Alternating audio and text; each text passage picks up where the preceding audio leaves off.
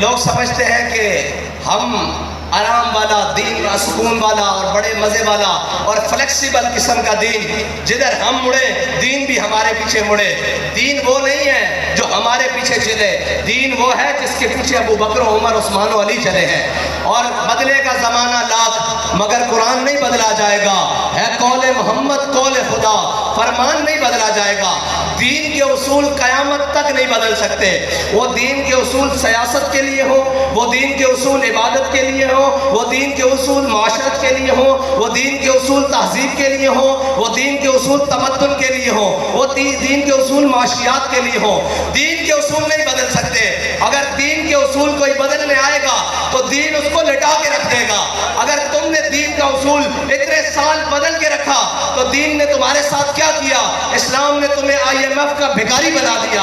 آج پھر تم سود کے خلاف، تم سپریم کورٹ میں اسلامی شرعی عدالت، وفاقی شرعی عدالت کا فیصلہ چیلنج کرنے کے لیے جا رہے ہو. تو یہ یاد رکھنا، اگر تم اللہ اور اس کے رسول کے حکم کے خلاف گئے تو پھر یاد رکھنا اس ملک کو دیوالیہ ہونے سے کوئی نہیں بچا سکتا.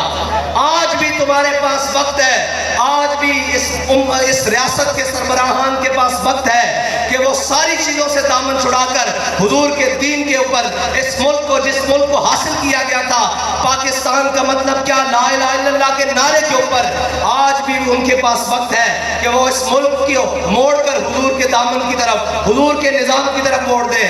ورنہ IMF اور جناب عالمی بینک اور جناب رشیا اور سعودیہ اور جو بھی ممالک ہیں، تمہیں مزید اس قوم کو اور گروی رکھنا پڑے گا اور اس قوم کی ہر چیز بک جائے گی اگر تم نے اللہ اور اس کے رسول کے نظام کے خلاف کوئی عدالتیں، اور عدالتیں نہیں ہیں یہ. اگر عدالتیں ہوتی تو سود کے خلاف فیصلے کو 20 سال لگتے. اور جس کو وفاقی شرعی عدالت کہہ رہے ہو تم، تو شریعت اس کو کہتے ہیں. شریعت کا تو میں نے کہا بدلے گا زمانہ لاکھ مگر قرآن نہیں بدلا جائے گا. سپریم کورٹ کون ہوتی ہے شریعت کے فیصلے کو بدلنے والی؟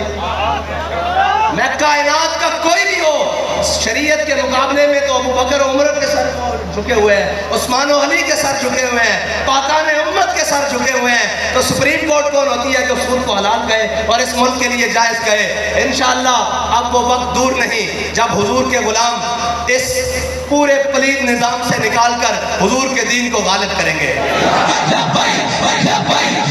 ایک منٹ جی، آپ تھک گئے ہیں تو میں واخر دعوانا الحمدللہ.